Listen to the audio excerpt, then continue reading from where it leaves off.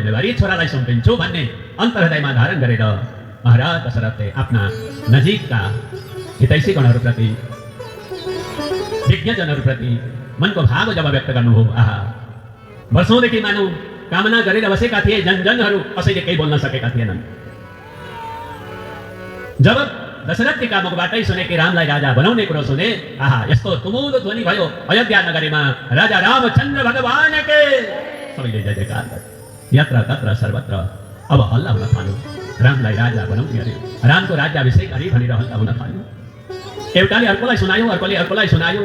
कुलगुरु वशिष्ठ, विज्ञ गुरुजी वामदेव आदि अनेकौं विज्ञजनहरूलाई आह्वान गरेर दशरथजीले विशेष परामर्श दिनुभयो। के गरौँ, रामको राज्याभिषेकमा कुनै पनि प्रकारको कमी नहुँदा होस्। हे गुरुवर, हजुरले साह्रै ध्यान दिनु पर्यो। कसलाई के भन्दा हुन्छ, कुन सामग्री कुन ठाउँबाट मगाउँदा हुन्छ, के सामानहरू चाहिन्छ, यी सारा कुराहरू व्यवस्था गर्नुहोस्।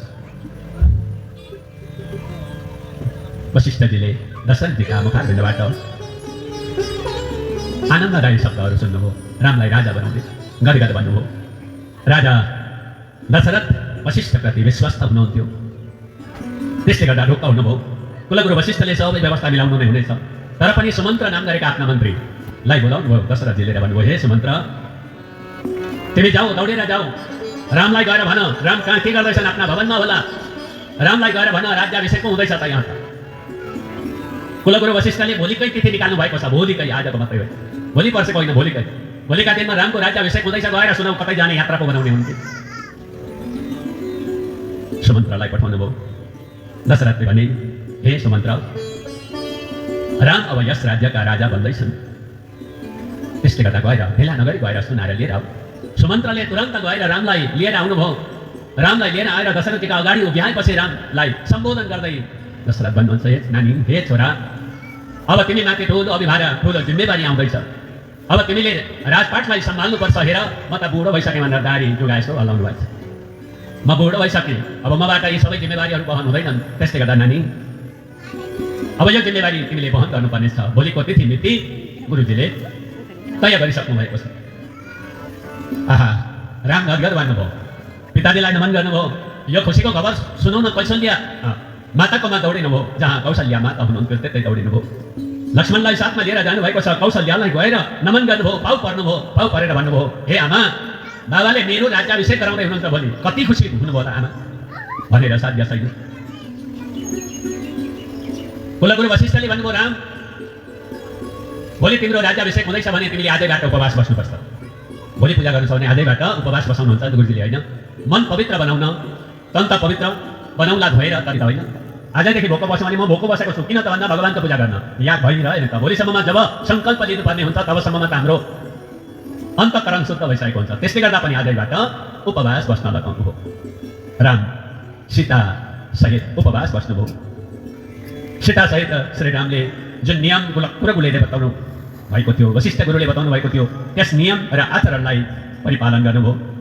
पूर्ववासीहरू, नगरवासीहरू, अयोध्यावासीहरूमा हर्षको कुनै सीमा छैन, सबै खुसी भएका छन्। आज मानव घरमा लक्ष्मी आउँदै हुनुहुन्छ, यो तरिकाले घर सजाउन थाले सबैले। जब रामको राज्याभिषेक हुन्छ भने यो हामी सबैका नानीको राज्याभिषेक हो, हामी सबैका छोराको राज्याभिषेक हो भने हामीले हाम्रो घरलाई शून्य किन राख्ने त? सबैले आफ्ना आफ्ना घर सजाए, कदली स्तम्भहरू लगाए, घरको द्वारमा कलशहरूमा सजाएर फुलहरू लगाइदिए, रङ्गावलीहरू गरे। अद्भुत तरिकाले अयोध्या नगरीलाई सजाएका छन्। ततस्तदिन्द्र क्षयसन्निभं पुरं विद्रेक्षुभिर्जनपदैरुपाहितैः समन्ततः सस्वनमकुलं बभौ समुद्रयादो विरिवर्णबोधकम्। रामको अभिषेकको उत्सवलाई, राज्याभिषेकको यो उत्सवलाई देखेर यति धेरै खुसी भए, यति धेरै खुसी भए। यस्तो खुसियाली छायो अयोध्या नगरीमा, मानौ गाउँठाउँमा बग्ने भएका नदी नालाहरू जसरी दौडिँदै हुन्छन् कहाँ जान भन्दा महासागरमा गएर मिल्नलाई, त्यसै गरेर उहाँको खुसी उम्लिरहेको थियो। अयोध्या नगरीमा प्रजागणहरूको खुसी त्यसरी प्रकट बनिरहेको सबैले देख्नुभयो। परन्तु समय एकनाश रहँदैन, समयले गति लियो। हेर्दा हेर्दै अचानक समयमा परिवर्तन आयो, समयले उल्टे फेर्यो, अकल्पनीय मोड लियो। यो बेलामा समयले जब मन्थराले सुनि रामको राज्याभिषेक हुँदैछ,